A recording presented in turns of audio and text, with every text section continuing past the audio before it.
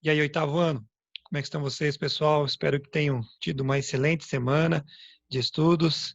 E nós agora vamos aí para mais uma última semana nesse ciclo 3. O ciclo 3 que nós estamos aí do terceiro bimestre, é a última semana, nossa semana 3. Tá legal, galera? Então, quero convidar vocês a aprender um pouquinho mais agora sobre o período regencial no nosso país. E hoje eu quero compartilhar com vocês, então, aí uma apresentaçãozinha para ajudar na compreensão da nossa matéria de hoje aí, tá bom, gente? Então, vamos lá. A nossa matéria hoje tem bastante conteúdo, mas eu espero que a gente consiga passar bem a matéria para vocês, tá bom, gente? Então, Brasil regencial, período regencial no nosso país aqui. Então, só para lembrar a vocês, as nossas orientações sempre semanais, nós estamos chegando na semana 3, ciclo 3, terceiro bimestre, tudo 3 aí, tá legal? Então, lembra lá, ó, assistir a videoaula, galera, importantíssimo. Depois leiam as páginas 57 a 67, do capítulo 8, o livro 2, certo? Peço a vocês também para fazer as atividades nas seguintes páginas, 63 e 64, e depois na página 68 também. Lembre-se, galera, participação no fórum e sala virtual é importante. Tem gente que não está participando no fórum, aí depois a produção acadêmica não sai legal, tem ficando notas muito baixas, vocês viram no ciclo 1, por favor, se espertem aí, vamos participar, ganhe o seu pontinho lá, respondendo certinho, tire suas dúvidas através da sala virtual também, tá bom, galera? Pode participar conosco lá, tanto na sala virtual como no fórum, e estaremos à sua disposição para ajudar no que for necessário, galera. Muito bem, vamos em frente então aí falar sobre período regencial. Então, galera, para vocês pensarem um pouquinho, o Brasil Império, ele vai durar de 1822 a 1889.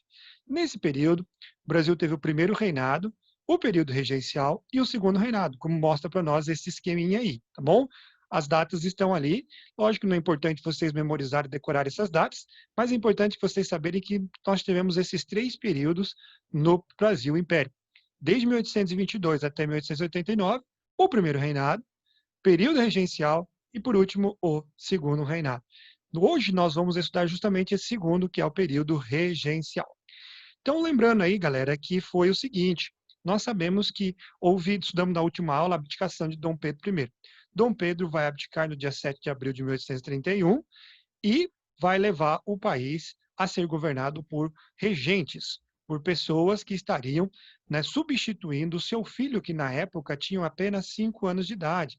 Então, Dom Pedro de Alcântara ele estava impedido de governar porque era muito pequenininho ainda, né, galera? Como é que ele iria poder governar dessa forma? Então, ele não pôde assumir o governo, e aí foi, né, instituído alguns regentes para poder ajudar o Brasil nesse momento eh, de, de, de transição até a maioridade de Dom Pedro II. José Bonifácio foi nomeado o tutor do príncipe Dom Pedro de Alcântara, porém, nós vamos ver que eles não vai ser aquele que vai governar no lugar, mas sim essas regências que estarão estabelecidas aí. E nas regências, a gente pode perceber o seguinte, gente, a indefinição política foi muito grande. Dom Pedro I não deixou a coisa muito bem organizada, não. Ele simplesmente deixou o seu filhinho ali como o, o príncipe regente, porém não teria condições. Né? E diante dessa total instabilidade gerada pela abdicação de Dom Pedro I, aí elegeram, por emergência, uma regência trina provisória para ser governado o Brasil. A regência trina provisória foi a primeira, a que você vê nesse quadro. Depois nós tivemos a regência trina permanente, veja a ordem cronológica aí, e é uma questão lógica, né? Provisória primeiro, depois permanente. Depois nós vamos ter duas regências unas, a do padre Feijó e a de Araújo Lima. Coloco para vocês aqui também algumas das revoltas, as principais revoltas regenciais que aconteceram. A cabanagem, que começa durante a trina permanente, a regência, durante a regência Una de Feijó, nós temos 3. A dos farrapos, ou farroupilha, malês e sabinada. E também da regência Una de Araújo Lima, nós temos a balaiada. Gente, o período regencial foi um período muito turbulento. esses 9 anos aqui que se seguiram depois do primeiro reinado, do fim do primeiro reinado e o segundo reinado, esse período aí, foi um período talvez dos mais turbulentos na história do Brasil. Cheios de revoltas, problemas políticos, instabilidade política era grande. Então, a renúncia, na verdade, de Dom Pedro I não contribuiu para trazer paz para o nosso país, né? E então, o que aconteceu? Parece que criou um imenso vazio, onde algumas pessoas acharam que, seguindo os seus próprios interesses, eles poderiam governar ou mandar no nosso país. E esse foi o grande problema, uma instabilidade política e instabilidade também social no nosso país extrema, né? Então, foi um período bastante conturbado, o período regencial. Isso é importante. É legal, galera, vocês saberem disso mesmo. Vamos então falar sobre cada uma delas rapidinho. A trina provisória ela durou pouquinho tempo, olha ali, de abril a maio de 1831, e ela vai refletir claramente o interesse dos grupos mais importantes naquela época, né? Que eram os partidos políticos e o próprio exército. Nós temos o Francisco de Lima, que era um membro do exército, membro desta regência trina provisória. Outro é o Carneiro Campos, membro do Partido Conservador, aquele que queria manter mais o poder nas mãos do imperador. E temos o Nicolau Pereira, que era membro do Partido Liberal, que queria maior autonomia para as províncias e diminuir a autoridade do imperador. O que essa regência trina provisória tentou fazer? Foi tentar realmente apaziguar a coisa, buscar paz aqui interna, certo? E ela vai recompor o chamado Ministério dos Brasileiros, ou seja, mais voltada para os liberais, certo? Vai trazer uma anistia aos revoltosos que tinham se governado, que tinham se rebelado, perdão, durante o período lá em que pediram a abdicação de Dom Pedro I. Essa, então, é a regência trina provisória de apenas um mês. Logo em seguida, se estabelece a regência trina permanente. Na regência trina permanente, o que nós temos algumas coisas importantes acontecendo. Primeiramente, novamente, Francisco de Lima vai fazer parte dela, certo? Membro do Exército. Só que agora, eles perceberam que não adiantava ficar colocando tantos aí políticos dos dois partidos no meio. Então, vão escolher representantes do norte e do sul do nosso país. O primeiro deles será o Braulio Muniz, lá do norte, e no sul nós temos o Costa Carvalho. Esta regência ela teve um caráter mais liberal, mais voltado para a autonomia das províncias e menos conservador, ou seja, menos centralizador. O objetivo nessa regência trina permanente foi, certamente, de tentar manter o status quo, ou seja, deixar as coisas como estão e não deixar muita bagunça, tentar resolver as coisas da melhor forma possível, sem que hajam grandes mudanças, certo? E especialmente combater as primeiras revoltas que já estavam acontecendo, entre elas a cabanagem. O ministro da Justiça, durante esse período da que nós chamamos aí de regência trina permanente, foi nosso amigo Padre Feijó. Nós vamos ouvir falar daqui a pouquinho a respeito dele também. Nesse momento aqui, gente, se cria a Guarda Nacional. Era interessante aqui se pensar aqui. A Guarda Nacional ela foi composta por membros da elite e cidadãos com direito ao voto. O critério de escolha aqui foi uma escolha assim bem realmente seletiva, né? Em que sentido? Somente eleitores de 21 anos que tivessem propriedades, certo? No caso, senhores de terra, altos funcionários do governo, profissionais liberais e comerciantes ricos, é que poderiam participar da Guarda Nacional, certo? Então, para vocês terem ideia, gente, dessa mudança, antes a Guarda tinha 30 mil pessoas, antes da formação da Guarda Nacional, né? Agora, nós temos aqui uma guarda que vai ser apenas de 10 mil pessoas. Vai ser mais restrita ainda, certo? Então, a Guarda Nacional mostra claramente, mais uma vez, a formação do interesse das elites no nosso país. O objetivo da Guarda Nacional era a extinção das revoltas liberais em todo o nosso país, começando lá com a cabanagem e depois com outras que vão surgindo em todo o território nacional. Tá bom, galera? Muito bem. Vamos agora ainda falando sobre a regência trina permanente. Outra coisa muito importante, foi criado o Ato Adicional de 1834. Esse ato adicional é uma reforma à Constituição de 1824. desde muito tempo já achavam que precisava ser feita algumas mudanças na Constituição de 1824. Aí, com o ato adicional, que foi aprovado em 1834, vai estabelecido algumas coisas importantes. Eu elenquei para vocês aqui. A primeira delas vai se instituir o federalismo. Esse federalismo, né, conforme vocês veem ali, vai ser com sede nas assembleias legislativas provinciais. Essas assembleias legislativas provinciais, elas tinham eleições de 2 em 2 anos, de 2 em 2 anos, certo? E davam certa mais autonomia às províncias. Bom, esse ato adicional também substituía a regência trina por uma regência una. Seria feita, então, uma eleição para que assim se escolhesse um regente uno. Bom, daqui a pouco a gente fala a respeito dessa eleição. Também se suspendia oficialmente o uso do poder moderador. Não tinha por que ter um poder moderador nesse momento, porque o Brasil não tinha imperador, mas sim regentes. Certo? E outra coisa interessante foi a transformação da cidade de Rio de Janeiro em município neutro, certo? Não um município ainda com suas próprias leis, mas neutro em relação ao restante do nosso país, tá certo? Bom, gente, então como eu havia falado para vocês, foi estabelecida aqui a regência única. Então, houve eleições para isso diante da Assembleia. Há uma luta intensa relacionada a isso, e por pouco, nós temos dois candidatos aqui. O candidato seria o padre Feijó, ligado mais ao lado liberal, e do lado conservador, nós temos Holanda Cavalcante, que era um rico proprietário de terra, tá certo? Que estava candidatando-se ao governo. A eleição ali realmente foi muito por pouco, dada a vitória para o padre Antônio Feijó.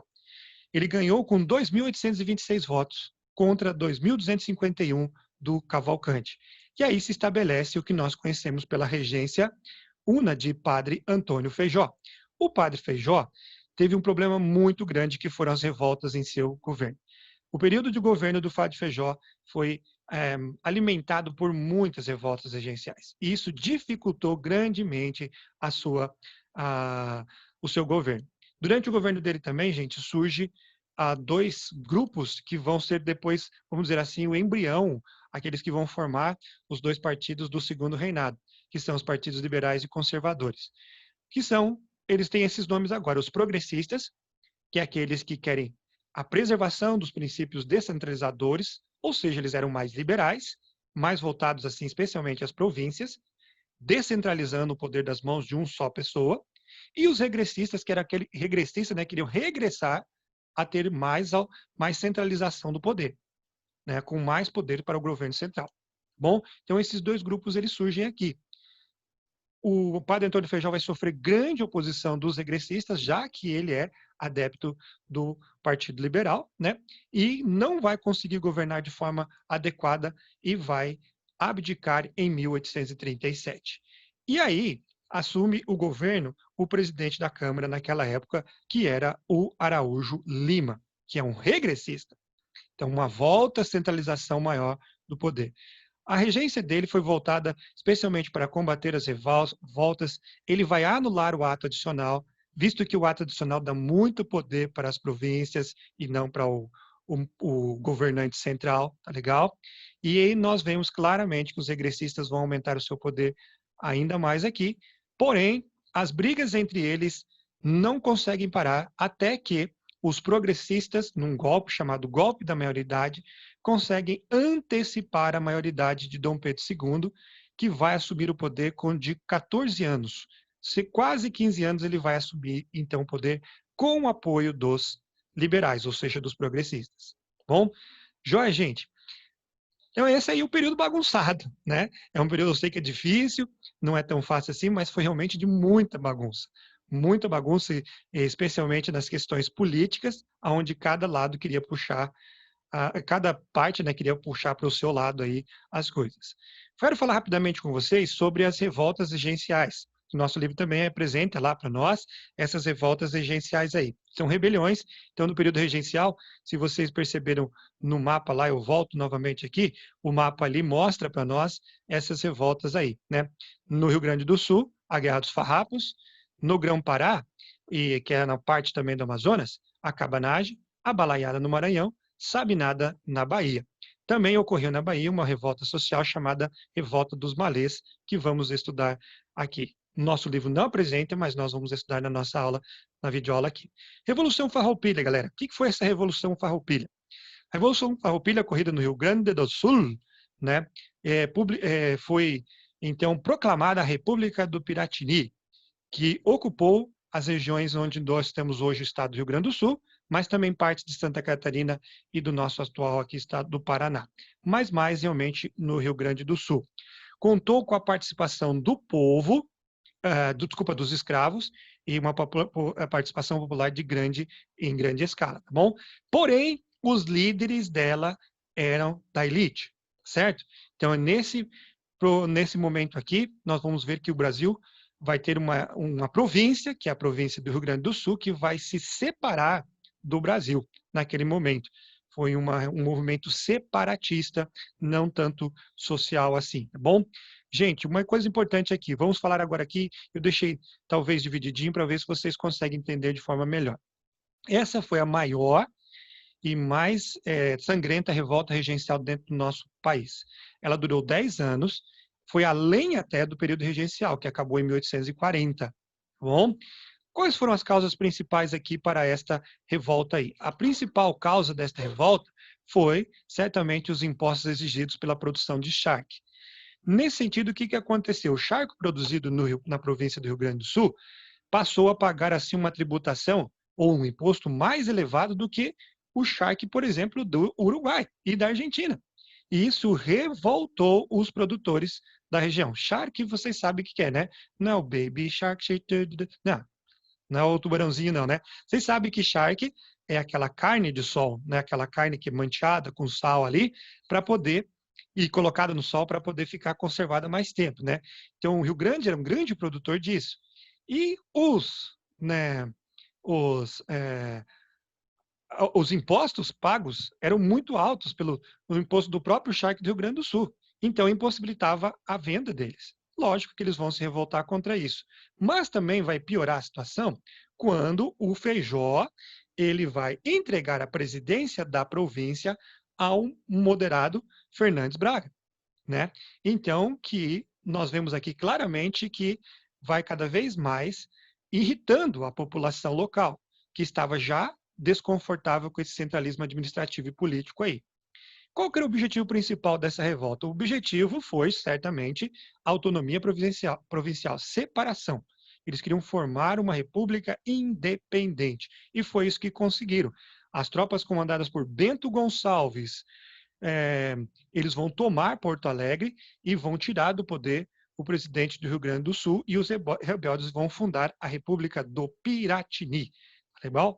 Então, essa vai ser fundada. Mais tarde, Bento Gonçalves liderará as tropas e avançarão para a região onde hoje nós temos a Santa Catarina e fundarão a República Juliana.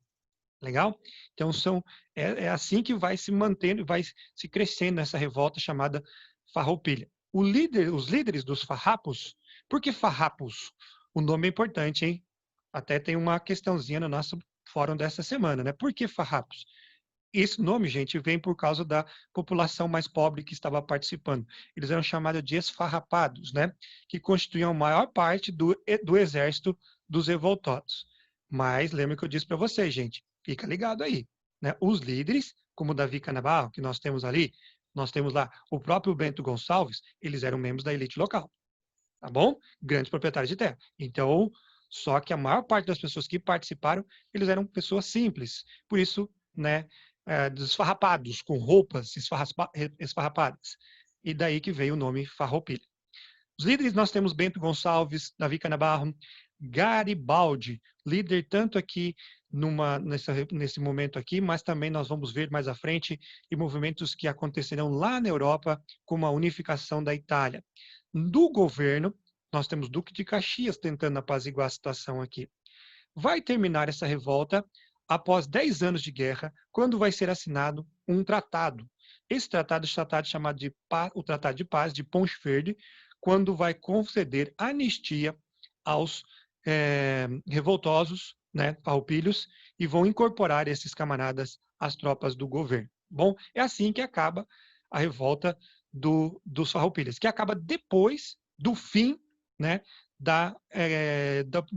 do período regencial, já quando o Dom Pedro II era o governante naquela época. Bom, agora nós temos a cabanagem. A cabanagem tem esse nome porque os integrantes mais pobres da população da província do Pará, do Grão-Pará, eles eram denominados cabanos por causa das suas precárias cabanas em que viviam no meio de palafitas, às margens dos rios, e cabanas muitas vezes feitas de barro e folhas de árvores. Então, por isso é chamada de cabanos, né? Então, por que eles vão se revoltar? Gente, a província estava isolada. Até hoje nós sabemos que o nosso norte do nosso país é um pouco isolado, né, do nosso restante país.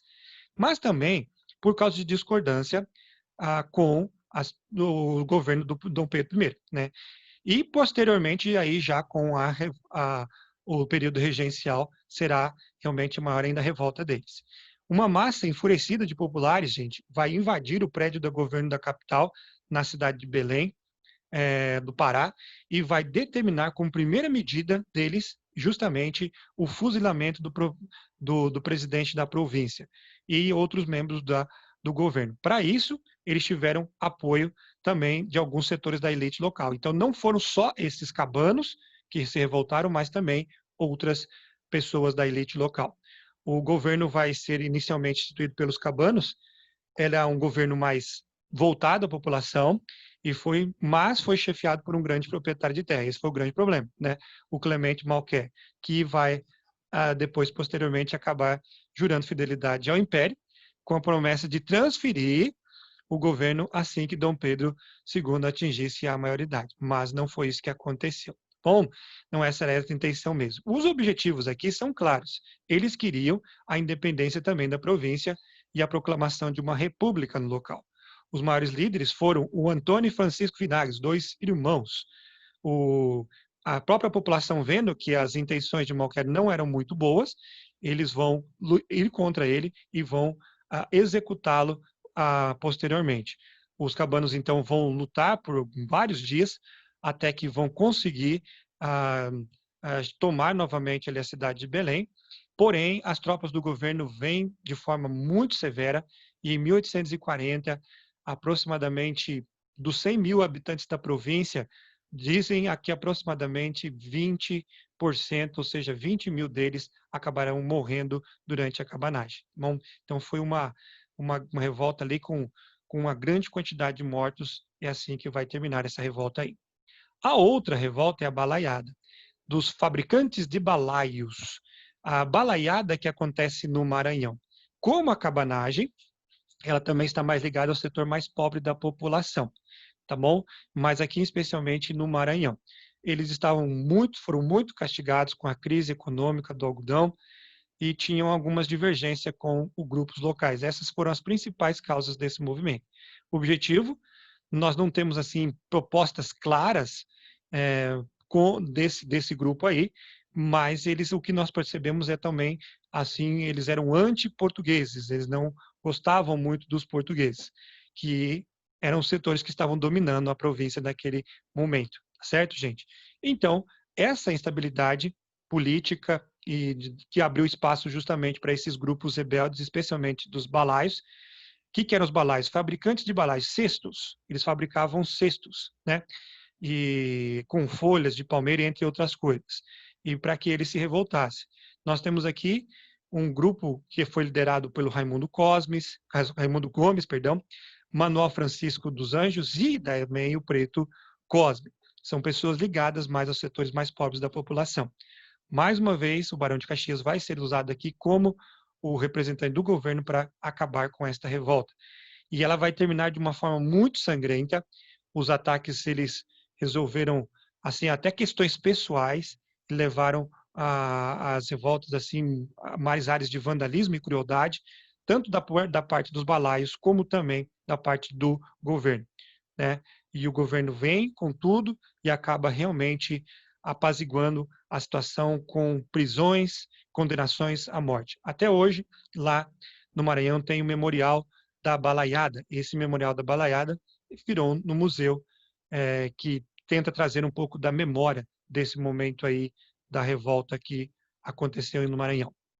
Nós temos então agora na Bahia. Na Bahia nós temos Sabinada, que ela vai ser uma revolta, mas assim com oposição ao centralismo. Na verdade, essa revolta não tem assim tantas características de uma revolta grande como aconteceu com as outras. Não temos muitas propostas concretas, mas o que apresenta-se assim é mais o pedido de renúncia de Feijó. E eles queriam, né, também a eleição de Araújo Lima.